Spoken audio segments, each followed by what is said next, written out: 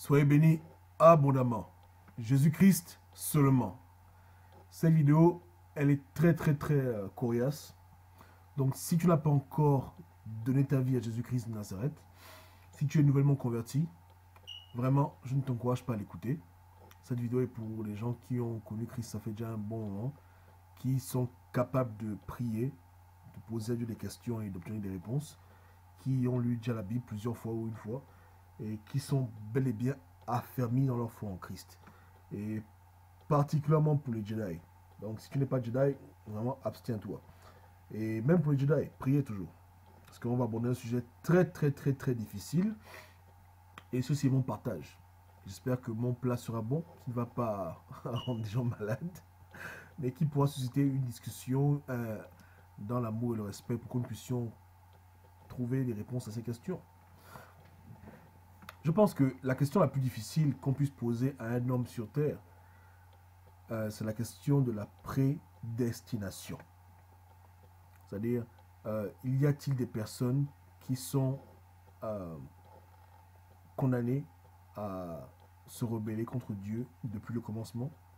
Parce que lorsqu'on parle de prédestination, automatiquement, ça englobe l'omniscience de Dieu, ça englobe le choix, le libre arbitre, etc. Donc ça peut être très difficile de répondre à ces questions. J'ai prié pour ma part, et de mes recherches personnelles et de la révélation que j'ai pu avoir, et de ce que j'ai pu résumer, voilà un peu le récit de ce qui se passe, et qui permet d'expliquer réellement le concept de prédestination, selon l'omniscience de Dieu, tout en permettant que l'homme soit libre de ses choix. Parce que c'est un paradoxe terrible. Comment l'homme peut être libre de ses choix, ses actions? Comment peut-on parler de libre arbitre si tout est déjà écrit d'avance? Ouais. Et pourquoi prêcher l'évangile à des personnes si ces dernières sont déjà condamnées à ne jamais l'accepter? Donc on rentre un peu dans le calvinisme et dans beaucoup de philosophie, mais bref. Voilà un peu ce qu'il en est pour ma part. Voilà ce que j'ai reçu et faites de même, on partage. Pour comprendre la prédestination, il faut déjà comprendre un principe divin. Dieu n'est pas omniprésent. Mais Dieu peut être omniprésent. Dieu n'est pas omniscient, mais Dieu peut être omniscient. C'est-à-dire qu'il faut d'abord comprendre comment Dieu fonctionne. Dieu a des capacités dont il ne fait pas usage 24 heures sur 24. Il se réserve le droit à lui-même d'utiliser ses capacités quand il le désire. Ouais. Et souvent, Dieu se refuse lui-même d'être omniscient, omniprésent, justement pour permettre que la création puisse avoir un libre arbitre. Maintenant, comment est-ce que c'est possible que Dieu puisse, par moment, ne pas être omniscient et omniprésent? C'est très simple. Si Dieu est Dieu, il devrait être capable de l'omniscience, de l'omniprésence, et aussi de la non-omniscience et de la non-omniprésence. On a toujours tendance à voir Dieu dans les choses qui sont fabuleuses, mais Dieu aussi est dans les choses qui sont simples. Il est à la fois le Dieu de l'infiniment grand et le Dieu de l'infiniment petit. Et avec Dieu, on ne peut pas faire des phrases que Dieu ne peut pas. Dieu peut tout, y compris ne pas être omniscient et ne pas être omniprésent quand il le désire. Donc Dieu a cette capacité de ne pas être toujours en train de tout savoir, de ne pas être en train d'être partout en même temps. Il peut être partout en même temps, mais il ne l'est pas toujours. Il se refuse à lui-même d'être partout. Maintenant, vu que Dieu a des capacités, cela veut dire qu'il y a une partie de Dieu qui est un peu l'équivalent de l'âme et une partie de Dieu qui est l'équivalente un peu chez nous de l'intellect. C'est-à-dire une partie qui regorge de toute la connaissance possible et imaginable et une partie qui est au contrôle de cette connaissance et de ses capacités. Un peu comme un esprit dans un corps, ouais, ou du moins l'âme et le cerveau. L'âme, c'est la conscience, mais lorsqu'elle accède à l'information du cerveau, elle peut retrouver les choses dans le passé, dans le présent, elle peut analyser, etc. Donc, on a une fonction analytique et on a aussi une fonction spirituelle. Et Dieu, c'est pareil. Lorsqu'on voit le récit de la Genèse, on comprend bien que Dieu n'était pas en train de faire un coup fourré à Adam et Ève. Dieu était dans son mode non omniprésent et non omniscient. Lorsqu'il parlait avec Adam, on dit bien qu'il marchait, donc il avait une apparence physique. Pendant un temps précis, il avait accepté lui-même de se limiter dans le temps et l'espace afin de pouvoir avoir une relation avec ses créatures. Parce que si Dieu est toujours dans le mode omniscient, Dieu n'aurait même pas créé les hommes. Parce qu'il aurait vu lui-même que les hommes allaient mal finir. Maintenant, Dieu crée les hommes sans être omniscient. Mais lorsque Dieu a créé les hommes et qu'il a vu les hommes, maintenant Dieu rentre dans son mode omniscient et peut voir le futur, le passé de l'homme. Du moins le futur et les conséquences des choix de l'homme. Ouais. Mais Dieu se veut de traiter avec nous d'une manière dynamique, c'est-à-dire au jour le jour. Mais s'il le désire, il est capable de rentrer dans son mode omniscient et voir déjà ce qui sera dans l'absolu. Donc il a ces deux facettes-là. Donc, honnêtement, quand Dieu s'est retiré du Jardin d'Éden, Dieu s'était vraiment retiré. Il n'était pas là. Il a pris sa présence hors de là. Mais il était là. Et c'est là où Dieu devient quantique, et c'est là où les choses deviennent un peu très compliquées. Donc, comment se fait-il que Dieu n'était pas là, mais que Dieu était là? Est-ce une contradiction? Non, pas du tout. La partie de Dieu qui est centrale à Dieu s'est retirée, mais Dieu a des extensions qui sont partout, parce qu'elles sont comme le vent. Son extension qu'on appelle le Saint-Esprit. Donc, bien que Dieu s'était retiré du Jardin d'Éden, son Saint-Esprit était toujours là. Parce qu'on dit qu'au commencement, l'Esprit de Dieu se mouvait au-dessus des eaux. Donc, l'Esprit de Dieu a toujours été dans l'air, etc. Il est partout. Vous comprenez? Donc, c'est cette partie de Dieu qui est omniprésente et même omnisciente. Mais Dieu lui-même s'est retiré, mais son esprit est resté. Maintenant, c'est sûr que lorsque le serpent parlait à Adam et Ève pour qu'ils mangent le fruit de l'arbre, l'Esprit de Dieu mettait à cœur à Ève et à Adam de ne pas le faire, mais ils ne l'ont pas écouté. Donc, moi, c'est une parenthèse. Donc, lorsque Dieu se retire du Jardin d'Éden, mais que son esprit est toujours dans l'air, lorsqu'il revient, Dieu cherche l'homme. Et quand Dieu cherche l'homme, il demande où es-tu, etc. Parce que justement, Dieu ne savait pas où l'homme était. Donc, il est possible que Dieu ne sache pas une chose. Parce que Dieu peut se permettre lui-même de ne pas savoir. Maintenant, lorsque Dieu écoute ce qui se passe, alors là, automatiquement, maintenant, Dieu prend note. C'est-à-dire que l'Esprit de Dieu dit maintenant à Dieu tout ce qui s'est passé. Et Dieu maintenant rentre dans ce mode omniscient et omniprésent. Parce que c'est comme si Dieu, lorsqu'il leur parle, automatiquement, il voit le passé, le présent et le futur. Et Dieu décrète. Ouais, c'est pour ça. Donc quand Dieu s'est en allé du Jardin d'Éden, il s'est vraiment parti. Il est revenu, il a trouvé l'homme, l'homme se cachait. Il pose même à l'homme une question. Il demande à l'homme, mais qui t'a dit que tu étais nu? Dieu s'étonne. Et c'est vraiment Dieu qui s'étonne. Et Dieu ne fait pas l'hypocrisie, Dieu n'est pas l'hypocrite, il n'est pas un menteur. Parce que Dieu ne savait pas. Dieu ne savait pas vraiment que l'homme avait mangé de l'arbre. Dieu ne savait pas. Maintenant, quand Dieu est venu dans le Jardin d'Éden, Dieu a pris note de cela. Et Dieu a posé des questions, et l'homme a répondu, et Dieu a conclu, et voilà. Donc, voilà bon, une clé. Pour comprendre la prédestination, il faut d'abord qu'on connaisse qui est Dieu. Et comment Dieu fonctionne. Et comment il opère. Vous comprenez? Dieu n'a pas créé l'homme avec l'intention que l'homme lui désobéisse. Mais Dieu a bel et bien créé l'homme sans vouloir regarder l'avenir de l'homme. Du moins la partie de Dieu qui est l'équivalent de notre âme. Vous comprenez? Maintenant, je vous donne un exemple pour essayer de comprendre ce phénomène. Si je prends par exemple une balle, disons je prends une pelote de tennis, ok? Et que je la balance dans les airs sans trop réfléchir. Je la balance dans les airs. Ok? Maintenant, je peux observer comment la balle de tennis va tomber sur le sol en observant. Mais je peux aussi anticiper la manière à laquelle elle tombera et où est-ce qu'elle tombera. En un mot, je peux essayer de faire une projection du futur par rapport à une action que j'ai faite, ou je peux juste être contemplateur de l'action que j'ai faite sans pour autant voir quelle sera la destination finale de cette action. Je vais encore un autre exemple.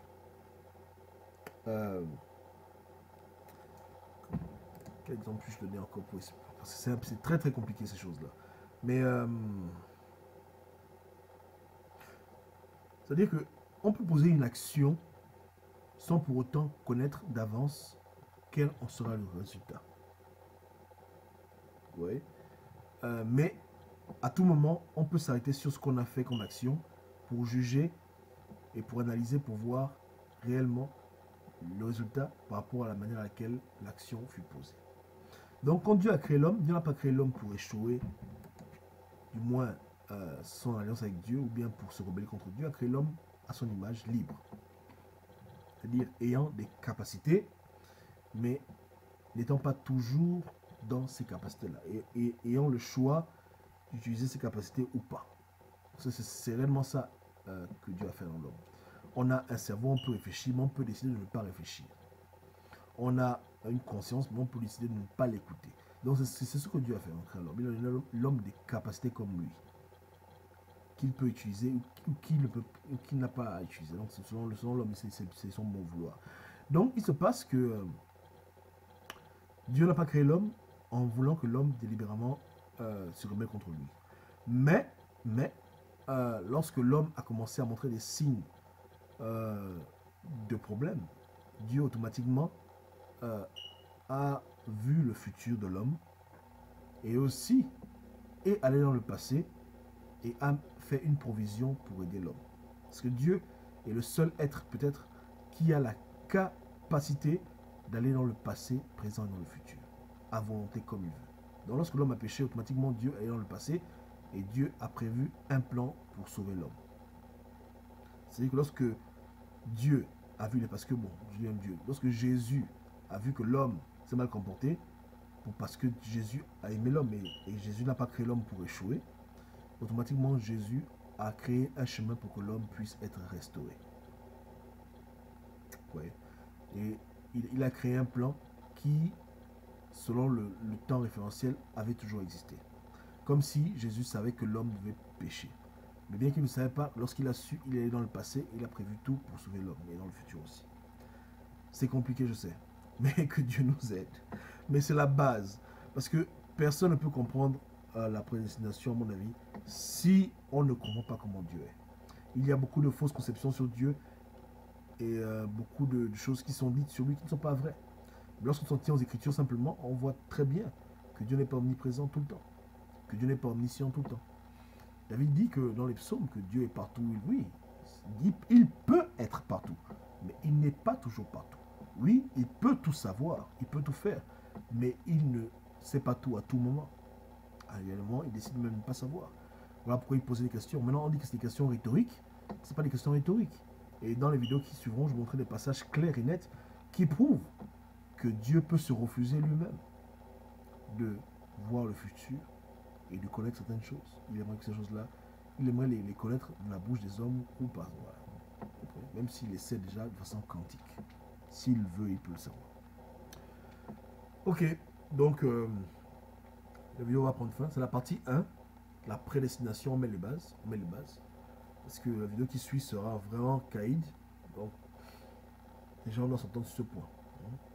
Dieu peut être omniprésent, Dieu peut être omniscient, Dieu peut être, etc. Dieu peut. Dieu n'est pas toujours 24 sur 24 omniscient, omniprésent. Bien qu'il le soit. Parce que Dieu est quantique. Souvent, les choses ne sont ni noires ni blanches, elles sont grises. Et même pas grises, elles sont blanches ou elles sont noires.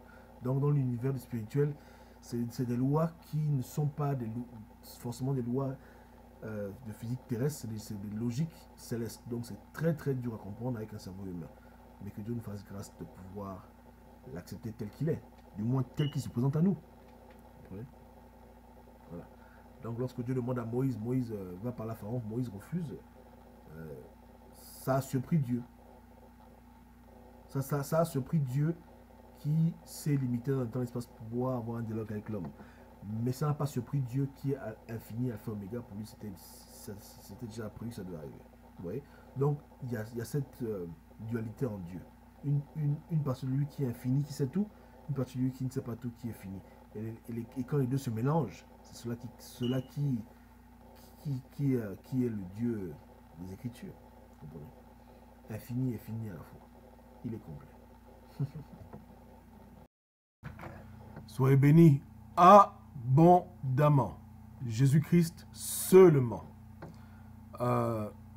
C'est la partie numéro 2 de la vidéo sur la prédestination. Et aujourd'hui encore, on va revenir sur Dieu lui-même. Parce que, comme je disais tantôt, pour pouvoir comprendre la prédestination, il faut comprendre déjà au départ réellement qui est Dieu. Non pas ce qu'on pense de Dieu, non pas ce que les gens imaginent sur Dieu, mais réellement ce que Dieu est selon ce que Dieu nous présente. Ouais. C'est-à-dire que selon les Écritures, selon ce que Dieu montre à l'homme qu'il est. Parce que l'homme ne peut pas imaginer Dieu. Mais c'est Dieu qui se révèle aux hommes. Et on doit accepter Dieu tel qu'il se présente à nous. Ok? Ok. Aujourd'hui, on va lire plusieurs passages des Saintes Écritures qui vont vraiment illustrer le fait que Dieu n'est vraiment pas omniprésent, omniscient, etc. Mais qu'il peut l'être s'il le désire. Mais qu'il a réellement une nature humaine parce qu'à la base, nous sommes faits à son image. Et lorsque les Écritures déclarent que, du moins lorsqu'on lit dans les Écritures que Dieu créa l'homme à son image, ce n'est pas juste au sens figuré, c'est vraiment au sens propre du terme. Maintenant, Dieu n'est pas un homme parce que c'est l'homme qui est l'image de Dieu et non pas l'inverse. Mais vous allez même voir que réellement, la seule explication à ce paradoxe, c'est que Jésus-Christ soit bel et bien Dieu fait chair.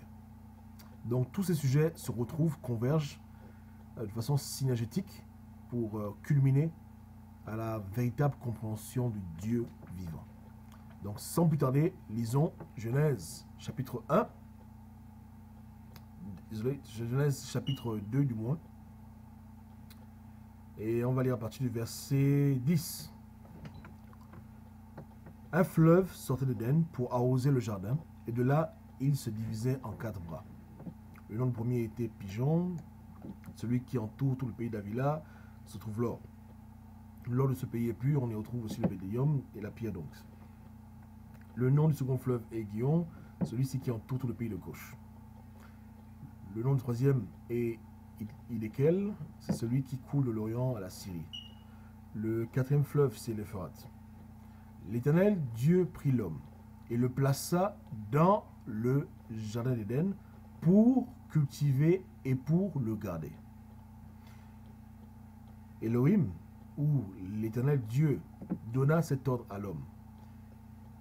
Tu pourras manger de tous les arbres du jardin, mais tu ne mangeras pas de l'arbre de la connaissance du bien et du mal, car le jour où tu en mangeras, tu mourras. L'Éternel Dieu dit, il n'est pas bon que l'homme soit seul, je ferai une aide semblable à lui. Et vous connaissez toute la suite. Okay? Donc voilà, Dieu plaça l'homme en Éden et donna à l'homme son premier commandement, de ne pas manger de l'arbre de la connaissance du bien et du mal. Maintenant, la raison pour laquelle Dieu aurait placé cet arbre dans le jardin, ce sera le sujet de notre vidéo. Ça c'est tout un autre sujet.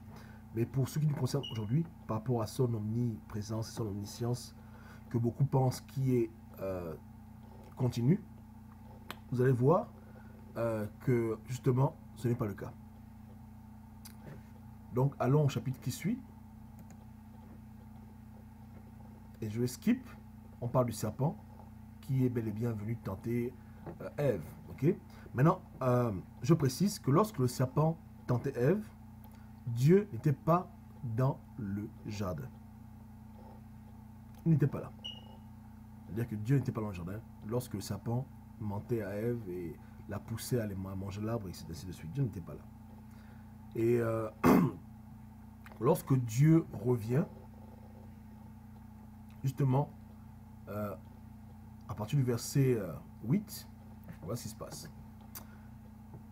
Alors ils entendirent la voix de l'Éternel Dieu qui parcourait le jardin vers le soir. Donc on voit bien que Dieu parcourait le jardin, c'est-à-dire que Dieu n'était pas partout. Il était dans une position précise et de cette position, il se déplaçait. En un mot, Dieu avait un corps défini dans l'espace-temps. Et c'est ce corps qui, en se déplaçant, marquait la présence de Dieu. Ouais. Donc on dit, ils entendirent la voix de l'Éternel Dieu qui parcourait le jardin vers le soir. Donc Dieu parcourt le jardin vers le soir. Donc imaginez comme une lumière qui bouge dans le jardin. Bon, je ne dis pas que Dieu est une lumière, je dis juste que c'est un peu ça la scène qui se passe. Et l'homme et sa femme se cachèrent loin de la face de l'Éternel Dieu au milieu des arbres du jardin. Donc eux, ils sont cachés loin de la face de Dieu. Mais l'Éternel Dieu appela l'homme et lui dit, où es-tu? Et ce n'est pas une question rhétorique, Dieu ne les voyait pas. Pourquoi? Parce qu'ils se sont cachés. Parce qu'à ce moment-là, dans ce corps défini, dans l'espace et le temps, Dieu n'était pas omniprésent, omniscient. En ce moment-là, Dieu était normal. Il avait ses yeux, il regarde, il ne voit pas l'homme. Donc il n'était pas dans le mode absolu, infini, où il voit tout, il sait tout, il entend tout. Parce que si Dieu était dans ce mode-là, lorsque ça s'est passé, Dieu aurait automatiquement frappé le serpent, lorsque le serpent s'apprêtait à dire des bêtises sur lui et à faire pécher Ève, vous comprenez?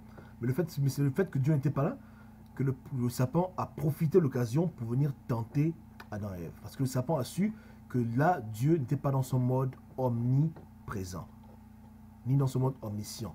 Là, Dieu était défini par un corps qui pouvait être dans un endroit et quitter cet endroit. Et quand ce corps quittait cet endroit, automatiquement, la présence du Dieu véritable, du Dieu vivant, quittait aussi l'endroit. Maintenant, comment c'est possible que Dieu ne puisse pas être tout le temps omniprésent et tout le temps omniscient? Avec Dieu, rien n'est impossible. Et s'il a choisi lui-même d'être ainsi, c'est son choix. De ne pas toujours être partout, tout le temps. Vous comprenez? Donc, le voici qui vient et qui dit, où es-tu? Il répondit, j'ai entendu ta voix dans le jardin et j'ai eu peur parce que je suis nu et je me suis caché. Donc maintenant, comment est-ce que Adam a su qu'il était nu? Ce sera le sujet d'une autre vidéo. Et l'Éternel Dieu dit, qui t'a appris que tu es nu? Donc, Dieu pose une question et dit, qui t'a appris que tu es nu, toi? Est-ce que tu as mangé de l'arbre dont je t'avais défendu de manger? Donc, Dieu lui pose une question. Et quand Dieu pose une question, réellement, parce que Dieu ne connaît pas la réponse. Donc, en ce moment précis, Dieu n'est pas omniscient. Dieu est vraiment terre à terre avec les hommes, parce que pour avoir une relation honnête avec ses créatures, Dieu est souvent obligé de se rabaisser à leur niveau et se priver lui-même de toutes ses capacités pour pouvoir avoir une relation dynamique avec l'homme. Parce que si Dieu n'était pas comme ça avec l'homme, Dieu n'aurait jamais créé les hommes. Parce que Dieu aurait vu que bon, l'homme va dérailler, c'est même pas la peine de le créer. Vous comprenez? Mais Dieu s'est aveuglé lui-même pour pouvoir créer l'homme, non pas par la raison, mais par l'amour. Parce que Dieu aimait Adam. Il aimait vraiment Adam. Et quand on dit que l'amour rend aveugle, c'est vrai. Dieu s'est aveuglé lui-même par amour pour l'homme. Il n'a pas voulu voir le destin de l'homme. Il a voulu traiter avec l'homme comme on traite avec un adulte, c'est-à-dire une relation qui est dynamique, qui se base sur la confiance et qui n'est pas basée sur le futur, mais qui se base sur les actions que l'on pose chaque seconde les unes après les autres. Vous voyez? C'est-à-dire que Dieu ne te punit pas pour les péchés que tu n'as pas encore fait. Dieu te punit pour les péchés que tu fais ou que tu as fait. Mais il ne va pas te punir pour les choses qu'il a vues déjà à l'avance que tu feras. Et ça, c'est même lorsqu'il décide de le voir. Mais souvent, Dieu se refuse souvent de voir le futur parce qu'il veut être avec les hommes dans une relation qui va être basée sur leur communication présente. Mais ça ne veut pas dire que Dieu ne peut pas être omniscient. Il peut l'être. Comme il peut être omniprésent. Mais il décide lui-même de ne pas être comme ça tout le temps. Et quand il a créé l'homme, il s'est refusé à lui-même d'être omniscient, d'être omniprésent. Il a créé l'homme à son image et il a traité avec l'homme au jour le jour, c'est-à-dire seconde par seconde, minute par minute. Voilà pourquoi lorsqu'il vient dans le Jardin d'Éden, honnêtement, il ne savait pas que l'homme avait fait ce qu'il avait fait. Non, le Saint-Esprit, lui, savait. Parce que le Saint-Esprit c'est l'Esprit de Dieu qui se répand partout. Mais Dieu lui-même ne savait pas. Maintenant, l'Esprit Saint et Dieu, c'est la même chose. Mais c'est quantique. C'est deux parties de Dieu qui sont toujours Dieu. Bon, bref, ça c'est aussi un autre sujet. Donc, on continue. Et l'homme répondit, la femme que tu as mise auprès de moi m'a donné l'arbre et j'en ai mangé. Et l'Éternel Dieu dit à la femme, pourquoi as-tu fait cela? La femme répondit, le serpent m'a séduite et j'en ai mangé. L'Éternel Dieu dit au serpent, puisque tu as fait cela, non, voyez vous-même.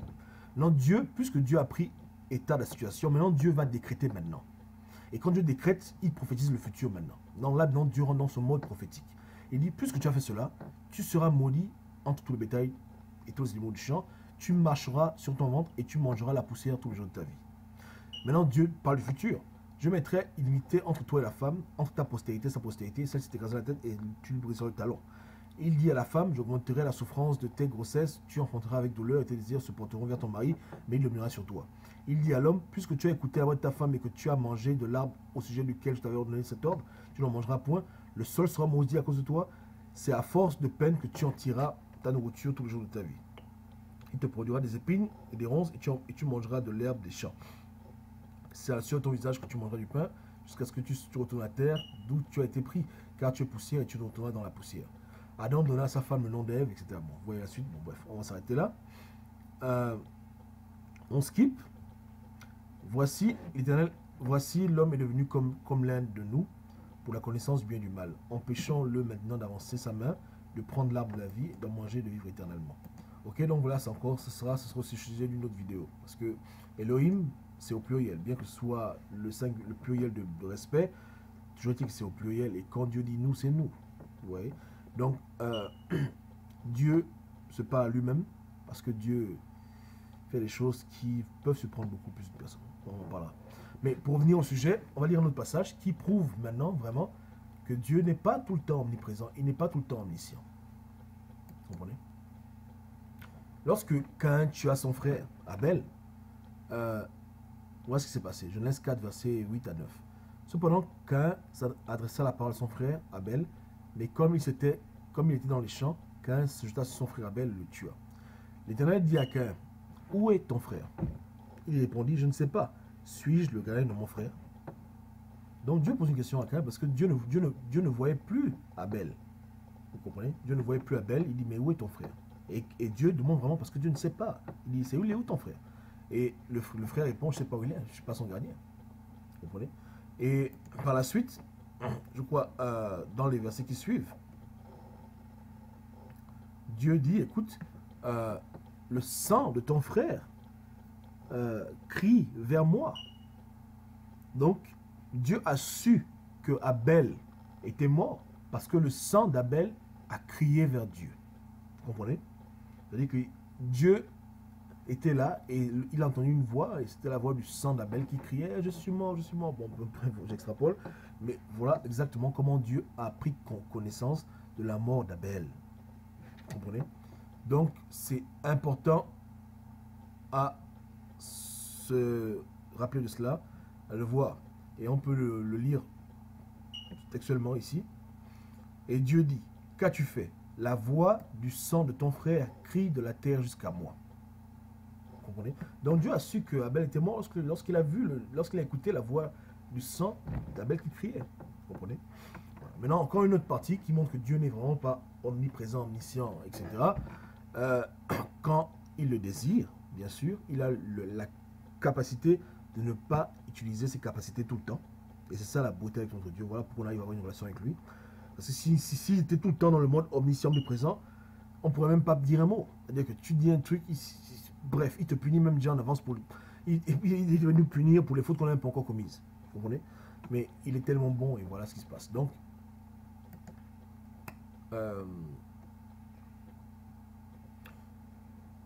on va lire Genèse 6:6. C'était bien sûr à l'époque de Noé. On dit l'Éternel se repentit d'avoir fait l'homme sur terre. Il fut affligé de son cœur, en son cœur. Donc Dieu a des émotions. Okay, voilà pourquoi nous les hommes on a des émotions, parce que nos émotions sont les reflets de ce que Dieu aussi a. Parce qu'on est fait à son image, en sa ressemblance. Donc, et Dieu aussi peut se rependre, c'est-à-dire que Dieu peut avoir des regrets. Et quand on a un regret, c'est qu'on a fait une erreur. Donc Dieu peut se tromper. Particulièrement et seulement lorsqu'il est dans son mode qui n'est pas omniprésent. Je donne un exemple simple. Suppose que tu mettes sur tes yeux un foulard et que tu essayes d'ouvrir la porte. Tu vas te tromper, non? Pourquoi? Parce que tu ne vois pas. Puisque tu t'es privé de la capacité de pouvoir voir et tu essaies d'ouvrir la porte sans voir, tu vas faire des erreurs parce que justement tu ne vois pas. Vous comprenez? Donc Dieu, lorsqu'il se refuse d'être omniprésent, omniscient, on peut faire des erreurs. Et il s'est rendu compte qu'avoir créé l'homme était une erreur.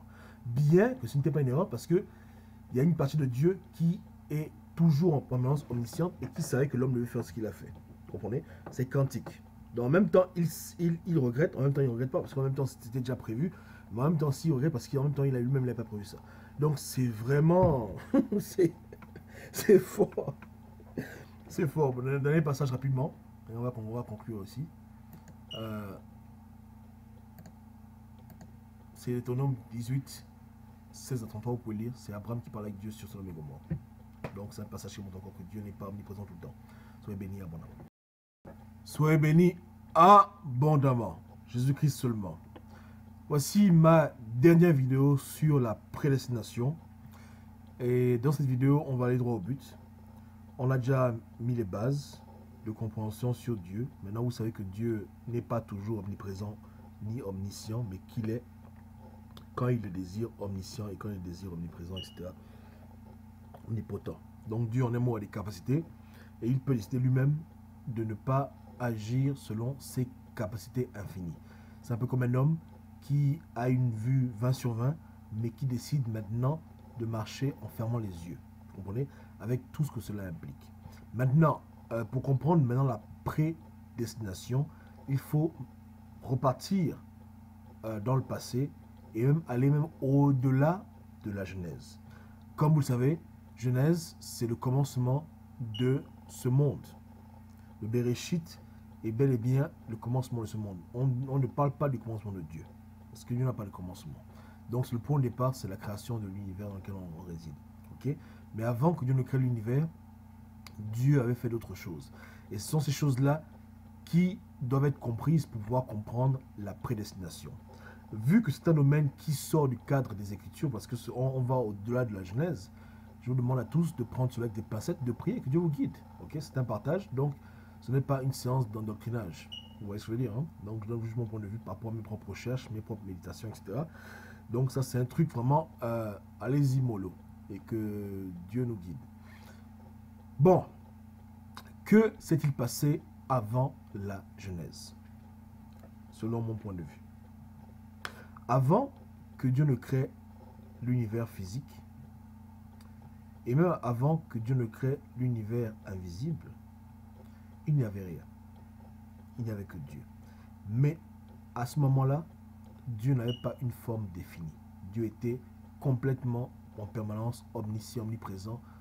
Bref. Alors Dieu décida de créer le monde spirituel, le monde des esprits, le monde invisible, selon notre point de référence. Et Dieu le créa. Et lorsque Dieu le créa, Dieu décida de se déterminer dans l'espace et dans le temps relatif à cette dimension. En un mot, Dieu décida de prendre part à sa création. En effet, il ne voulut pas être un Dieu de l'extérieur, mais il voulut être un Dieu qui lui-même vit parmi les choses qu'il a créées. Donc, Dieu se fit un corps qui avait une apparence humaine. Suivez-moi bien. Et Dieu s'est fait un corps, et Dieu s'est fait un trône, Dieu s'est fait un royaume sur le plan spirituel. Maintenant, Dieu, comme il est un Dieu d'amour, a voulu peupler ce royaume spirituel de créatures. Alors Dieu créa des créatures spirituelles. Il créa des centaines de milliers de créatures spirituelles et il créa ce monde où ces créatures vivaient avec lui. Maintenant, il les créa libres de leur choix, intelligentes mais libres. Dieu n'a pas créé des petits robots. Les anges ne sont pas des petits robots, ce ne sont pas des petits drones, ce sont des créatures qui sont libres. Vous comprenez? Et Dieu était avec elles en harmonie, et c'était beau. Ils avaient des activités ensemble, bon bref, c'était vraiment bien. Mais un jour, selon les règles du jeu, parce que lorsque tu crées une créature libre, la créature peut décider d'utiliser sa liberté à tort ou à raison. Alors, une des créatures que Dieu a créées remis en question l'autorité de Dieu. En un mot, cette créature douta que Dieu était Dieu. Elle se refusa d'accepter que Dieu pouvait avoir déjà au départ un corps spirituel, parce qu'on dit que Dieu est esprit, donc Dieu a un corps spirituel, et être là, et ne pas être omniprésent, ne pas être omniscient. Ces anges-là disent que non, c'est pas possible, ça c'est pas Dieu. Ils se sont dit qu'en fait Dieu n'était que un intérim, mais qu'il y avait un vrai Dieu que eux-mêmes ils ne connaissaient pas et qui avait créé leur Dieu. Vous comprenez? Un peu comme si un enfant se dit que voilà, j'ai mon père, mais mon père n'est pas Dieu, mon père c'est mon père. Donc mon père lui-même il a un père, et son père a un père, voilà. Donc, et ainsi de suite. Donc les anges qui ont eu des doutes sur Dieu ont eu la même logique. Ils se sont dit qu'il y a un Dieu après Dieu. Ils se sont refusés d'accepter que celui qui est sur le trône, c'est le terminus, que c'est lui l'alpha l'oméga. Vous comprenez? Parce qu'ils voyaient en lui, ils ont cru qu'il était faible, parce que Dieu s'est rabaissé, même au niveau des anges, pour pouvoir être selon leur ressemblance. C'est-à-dire que tu vois le trône de Dieu, Dieu est sur le trône, il n'est pas en même temps à Hong Kong, en même temps à Dubaï, il était localisé sur une position. Et certains anges ont dit non, c'est pas possible. Ça, c'est pas Dieu, ça. C'est sûrement juste une créature qui se prend pour Dieu et il nous a créé, c'est vrai, mais lui-même, il est un créateur. Voilà comment ça a commencé les problèmes. Maintenant, il y a eu des problèmes, et de plus en plus d'anges ont commencé à avoir des doutes, etc. etc. D'autres même ont même remis en question l'autorité de Dieu, disant que pourquoi Dieu était assis sur le trône. Et quand je parle de Dieu, je parle bien de Jésus, bien entendu. Pour les Jedi, vous savez. Donc voilà, il y a eu des problèmes. Maintenant, euh, pour régler ces problèmes, Dieu n'a pas voulu faire usage de la violence ou bien de la tyrannie, parce que Dieu est Dieu. Il a voulu justement prouver à ses créatures qu'il est vraiment Dieu. Et que s'il est assis sur le trône, c'est pas parce qu'il est orgueilleux, non, c'est son trône qui lui revient à lui. Vous comprenez? Donc, Dieu décida alors de mettre en place un plan sur lequel euh, il serait, comment dire, au même piédestal que tout le monde, et par les actions qu'il poserait, les anges dans les cieux et toute la création comprendrait une fois pour toutes qu'il est bel et bien l'alpha et l'oméga, Dieu Tout-Puissant. Et qu'il n'y ait plus jamais de débat jusqu'à la fin des temps pour savoir si Dieu mérite d'être Dieu. Parce que Dieu est Dieu. Donc c'est ainsi que Dieu créa le monde physique. Il créa le monde physique, la terre, les étoiles, etc. Donc c'est cette dimension. Et c'est ainsi que Dieu créa l'homme. Et on dit que Dieu souffla dans les narines de l'homme et l'homme devint une âme vivante. Ok? Dans un mot, Dieu créa des véhicules dans lesquels les âmes des cieux, qu'on appelle aussi les anges, s'incarneraient, viendraient sur terre afin de pouvoir maintenant prouver, et avec Dieu aussi, leur valeur. Il y a eu deux camps d'anges. Il y a eu un camp qui a accepté que Jésus est Dieu. Nous, on s'en fout, c'est notre créateur, il n'y a pas de Dieu après lui. Et il y a un camp qui était rebelle à Dieu, qui a dit, c'est pas question, Jésus n'est pas Dieu, il y a un autre Dieu après lui. Ok? Et il ne mérite même pas d'être Dieu. Donc, tellement il y a de la confusion, que Dieu a créé ce terrain artificiel qu'on appelle le monde physique, pour que dans cette dimension, les créatures célestes puissent s'incarner et déterminer réellement leur destination finale. Dieu a dit, écoutez, on crée le monde, et ceux qui gagnent, voilà les conséquences, et ceux qui perdent, voici les conséquences. Vous comprenez? Et Dieu s'est fait chair, il est venu, mais pas seulement lui, ses anges sont venus, du moins les anges tout court. Et maintenant, les personnes sur terre qui ont tendance à aller à l'encontre de la volonté de Dieu, qui sont rebelles à Dieu, qui détestent Dieu, toute leur vie jusqu'à leur mort, sont les personnes qui, depuis le ciel, avaient déjà été rebelles. Et sur terre, il ne faut que continuer leur rébellion. Celles qui aiment Dieu, lorsqu'elles écouteront l'évangile, sont touchées de l'amour de Jésus-Christ et se reconnaissent comme étant bel et bien appartenant à Yeshua. Voilà pourquoi on dit qu'on n'est pas de ce monde, c'est vrai. Vous comprenez? Maintenant, que s'est-il passé? Vu que l'enjeu était très grand, le diable, les anges déchus, ne jouent pas les règles. Et ils aimeraient que tous les anges de Dieu aussi se perdent en venant sur terre. Ne puissent pas gagner ce test en triomphant par l'amour de Christ. Vous comprenez? Donc ils font tout pour que ceux qui viennent sur terre s'incarner, pouvoir prouver leur valeur, leur allégeance à Dieu, ou pour pouvoir être rebelles et ensuite être punis par Dieu à la fin des temps.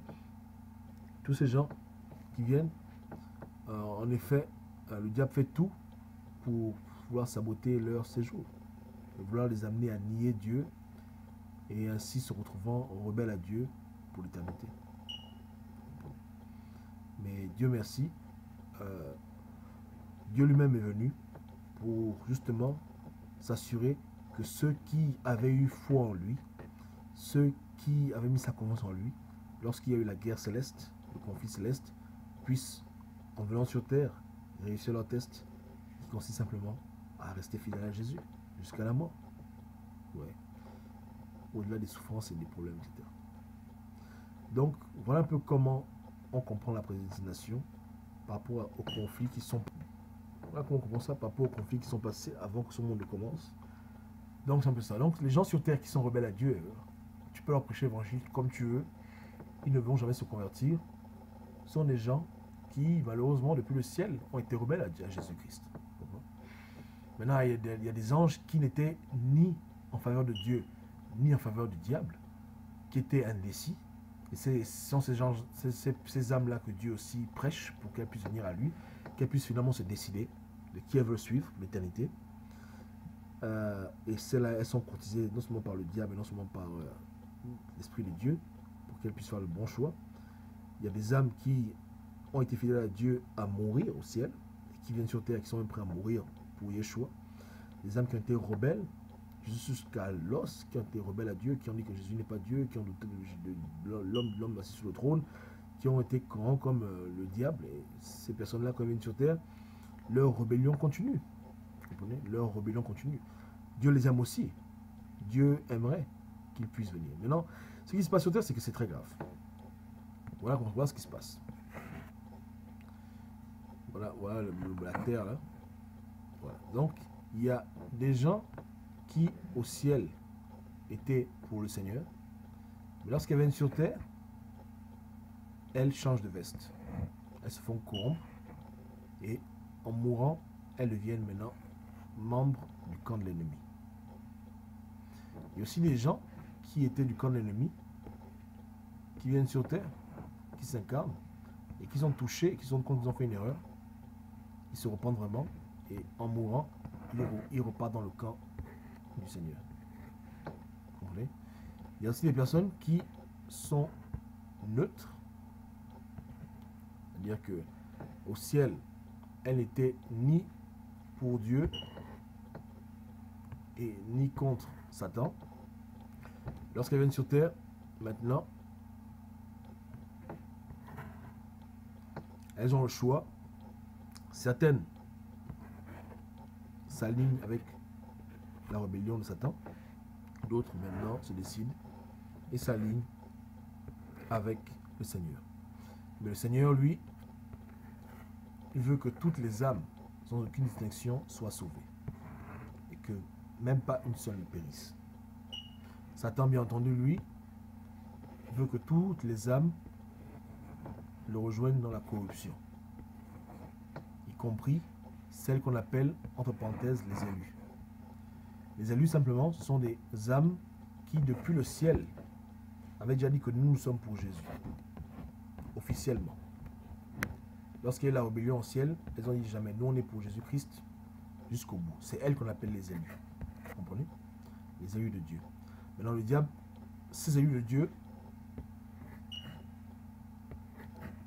ces derniers sont vraiment, vraiment convaincus de Jésus. C'est pas la blague. Et ces dernières âmes, le diable veut tout faire pour les recruter au maximum. Maintenant, il est possible que un élu de Dieu, comme je disais tantôt, puisse lui-même se rebeller contre Dieu et passer de élu à déchu. C'est possible, parce qu'il est libre. Mais néanmoins, dans ses débuts, la forte attirance qu'il a envers Dieu et l'allégeance qu'il a envers Dieu, quelque chose qu'il a hérité de son avant-vie, quand il était au ciel, comme une âme. Vous comprenez? Non, dans le livre de Job, lorsqu'on dit que le Seigneur était debout et que les anges étaient debout devant lui, etc., on parle des anges comme étant ses enfants, c'est vrai.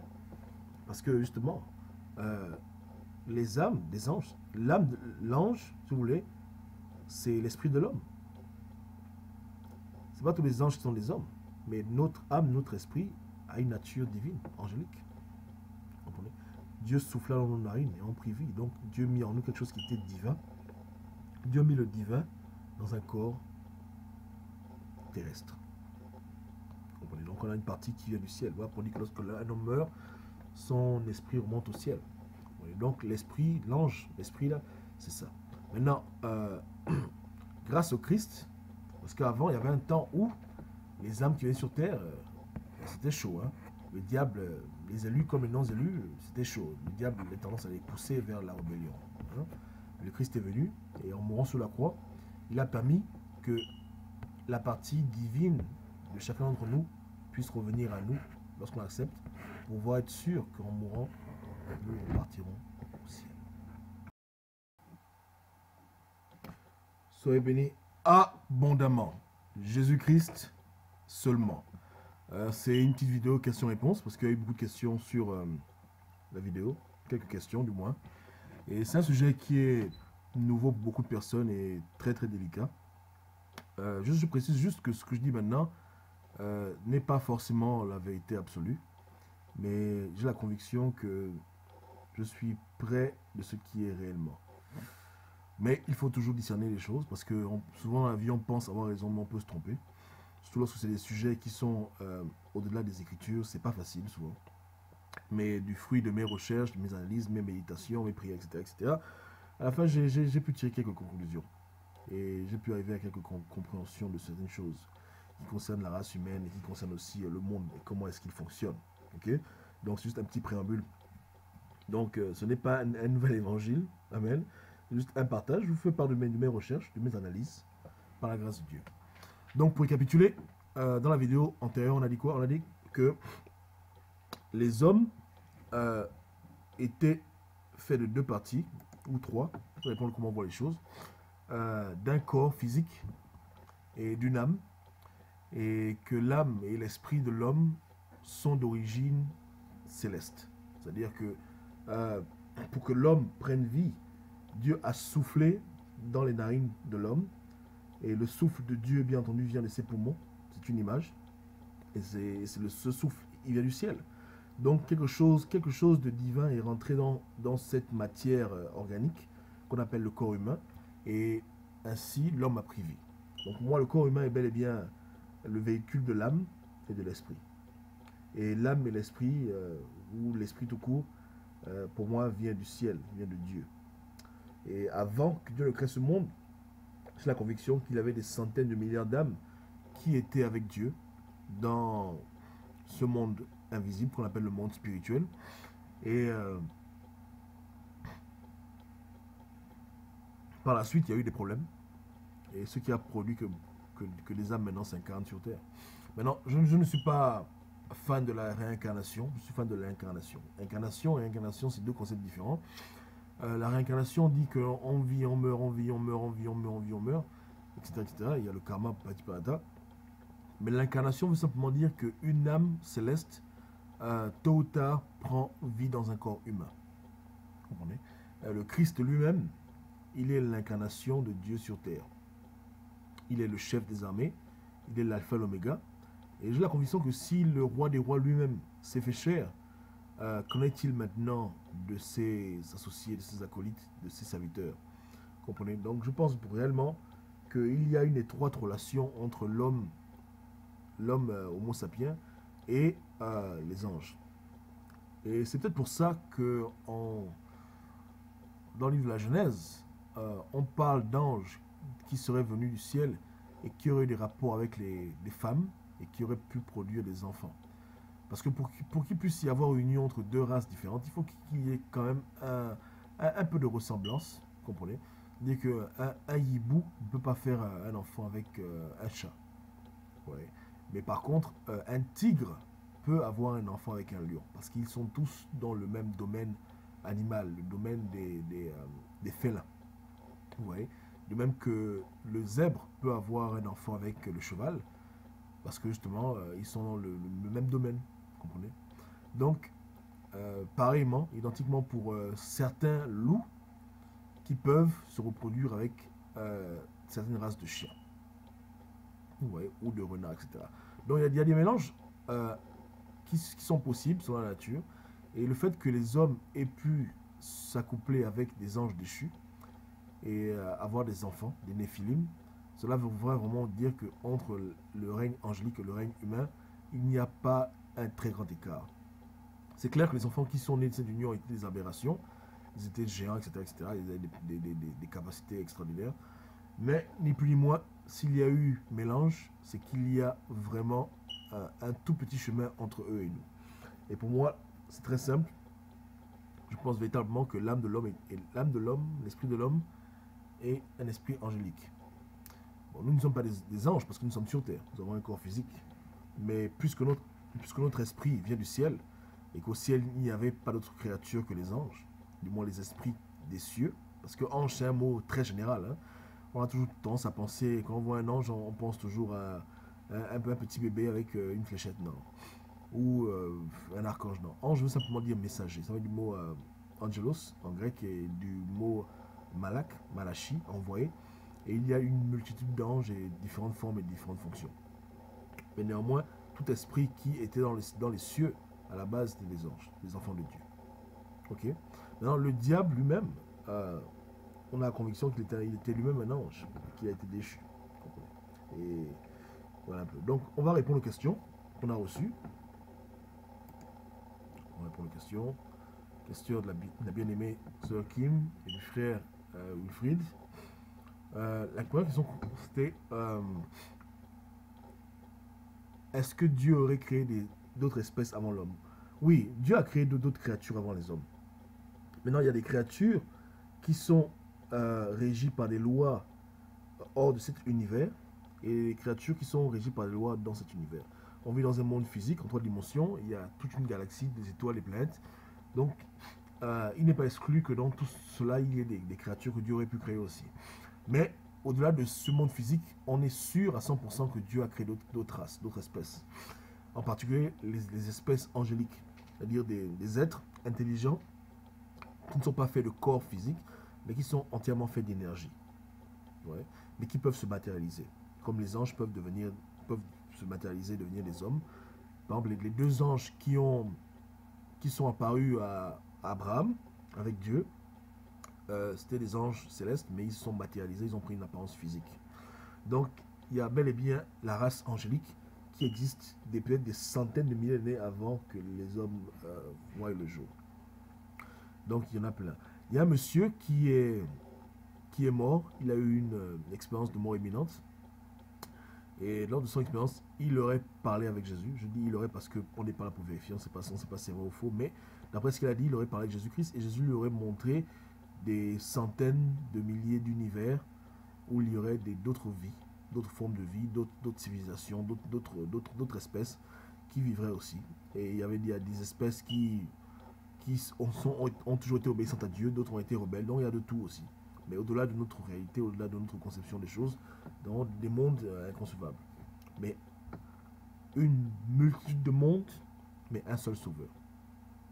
Et un seul Dieu. Donc, c'est pas exclu. Maintenant, une chose qui est vérifiable pour nous tous, il existe un moyen par lequel nous avons accès à toutes ces dimensions que Dieu aurait créées. Je dis aurait parce que c'est toujours entre parenthèses. Et je pense que lorsqu'on dort et lorsqu'on fait des rêves, souvent des rêves qui n'ont rien à voir avec notre vie, on se trouve dans des mondes vraiment étranges, bizarres. Il semble que ce soit une manière par laquelle Dieu nous montre la diversité de sa création. Et souvent, il y a des rêves qui sont très très durs à se rappeler, parce que justement, dans ces rêves-là, on est dans d'autres logiques. Des logiques qui ne sont pas applicables à cet univers. Donc, comme elles ne sont pas transférables sur ce plan physique, lorsqu'on se réveille, on ne peut pas se rappeler de cela parce que dans ce monde où on est, elles n'ont pas de sens. C'est dur à expliquer, mais il y a des rêves, vous allez faire des rêves, dans les rêves, vous allez vivre des choses, mais quand vous rêvez, vous savez que vous avez fait un rêve, mais vous n'arrivez pas à expliquer le rêve, vous n'arrivez pas à vous en rappeler du rêve, parce que dans le rêve, les choses étaient selon d'autres logiques, selon selon une autre manière de voir les choses. C'est très très dur à expliquer, parce que ça c'est des choses spirituelles, il n'y a pas de mots pour expliquer ça, il faut le vivre pour comprendre, mais personnellement j'ai la conviction qu'il y a vraiment des centaines de milliers d'univers que Dieu a créés. Dans ce monde, principalement, nous sommes ses enfants. Le commencement de ce monde, c'est nous. Mais au-delà de nous, Dieu a fait tellement de choses. Et je pense que lorsqu'on le verra, lorsqu'on sera avec lui dans l'éternité, il nous montrera tout ça. Donc on ne va pas s'ennuyer. Vous comprenez? Maintenant, la question du frère Wilfried. Comment se fait-il que le diable ne vienne pas lui-même passer le test ici sur terre? Si, le diable arrive. Lorsqu'on parle de l'antéchrist, de l'impie, l'homme du péché, on parle vraiment du diable. J'ai la conviction que l'antéchrist, c'est simplement le diable dans la chair. De même que le Christ s'est fait chair, Dieu Tout-Puissant, l'ennemi de Dieu, le rebelle, l'instigateur de la rébellion, le metteur en scène, le menteur, le voleur, lui-même aussi va se faire chair. Maintenant, comment est-ce qu'il va se faire chair, je ne sais pas. Mais je suis convaincu que le diable prendra un corps humain et viendra diriger le monde. Au moins diriger ses enfants. Et beaucoup de sectes travaillent dans ce sens. Trouver à Satan un corps qui puisse habiter. On parle même souvent de bestialité. Bon, il y a beaucoup de théories qui tournent ça. Du point de vue des Écritures, l'Antéchrist, on ne dit pas que c'est le diable fait cher, mais ça c'est ma propre conviction. Et c'est un peu ça. Et deuxième question, comment se fait-il qu'il y ait des anges en ce moment au ciel, et ce depuis Adam et Ève? Quand sont-ils venus passer leur test? Honnêtement, je n'ai pas vraiment les détails de comment ça se passe. Parce que c'est une théorie que j'élabore toujours, je fais toujours mes recherches. Mais néanmoins, je sais que c'est progressif. Parce que le Christ, qui lui-même est le roi des anges, qui est le roi des rois, ne s'est pas fait chair tout le temps, permanemment. Jésus-Christ est bel et bien apparu à Abraham. Jésus-Christ est apparu à d'autres personnes tout au long de l'Ancien Testament. Mais il n'a jamais été sur terre de façon permanente. C'est-à-dire qu'il n'est jamais venu sur terre naître comme un bébé. Il est venu il y a 2000 ans pour la première fois de façon permanente.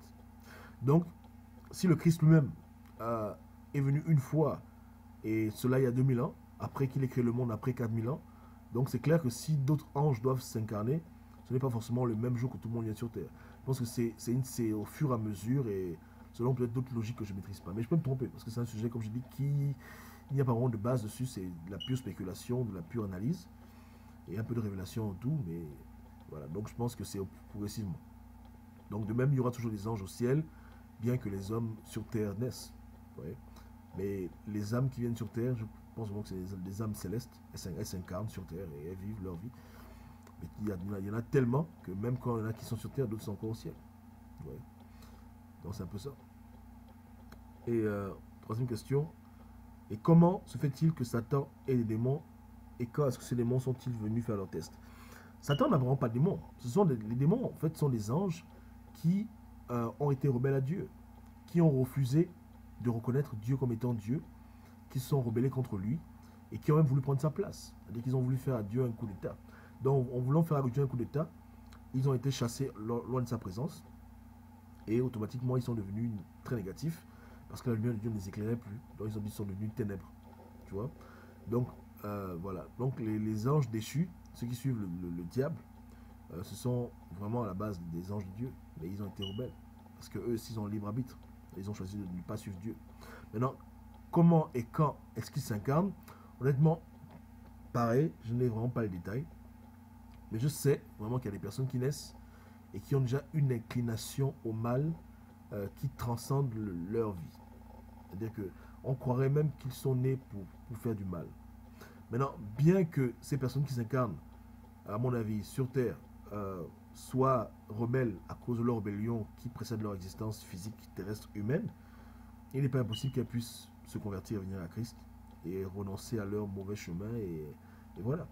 Mais lorsqu'on voit dans les Écritures la manière à laquelle le Christ appelle Judas, parce que le Christ a appelé Judas, c'est un démon. Donc Jésus a qualifié Judas de démon. C'est vraiment pour nous faire comprendre que le degré de pération de Judas était au-delà de sa propre existence. C'est-à-dire qu'on sent vraiment que Judas était vraiment quelqu'un de mauvais, méchant.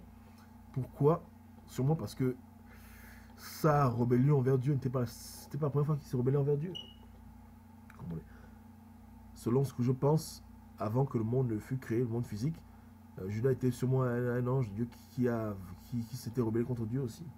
Donc, quoi de plus normal pour lui de venir sur terre encore, trahir Jésus et le vendre. Voilà pourquoi Jésus l'a appelé démon. Donc, est-ce que c'était démon au sens figuratif ou au sens propre? Dieu seul sait. Selon ce que j'explique maintenant, je pense que c'était vraiment au sens propre. Voilà. Donc, les détails de ces choses, moi, je ne maîtrise pas. C'est un sujet très très difficile. Ça a pris vraiment beaucoup de mois et beaucoup d'années pour le méditer, réfléchir dessus, essayer de comprendre la prédestination par rapport aux Écritures et par rapport à tout ce qui se passe et vraiment essayer de rentrer dans ce cadre. Un passage qui m'a pour la première fois marqué, c'est celui de Jérémie, lorsque Dieu dit à Jérémie que, écoute, avant que tu ne sois dans le ventre de ta mère, je t'ai connu. Ça m'a fait tiquer. Mais attends, comment Dieu a fait pour connaître Jérémie avant que Jérémie ne naisse? Et c'est là que j'ai compris qu'en fait, il y a une histoire qui précède la vie, mais une histoire malheureusement qui n'est pas écrite. Il y a comme une genèse avant la genèse qu'on ne connaît pas, mais que Dieu nous fait peut-être grâce de découvrir par sa miséricorde. Donc, soyez bénis abondamment.